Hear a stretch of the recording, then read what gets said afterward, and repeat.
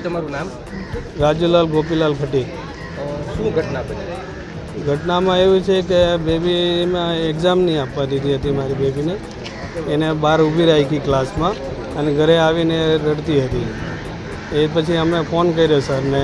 મેં કીધું છોકરીને હું કામ ફીસ બાકી હતી એની, મેં કીધું આવતા મહિને ભરી દેવા હું. તો પછી એને સ્કૂલ મોકલવાની તો એ સ્કૂલ જતી નથી હતી. એ કે મારે સ્કૂલ જવું નથી કે. પછી ત્યાર પછી એક દિવસ ગઈ હતી સ્કૂલ, પાછી 4-5 દિવસ ગઈ નથી. તો રાતે એને 6-6:30 વાગે આવું કરી દીધું. અમે બધા જો કામ પર હતા. હવે તમારી શું માંગ છે?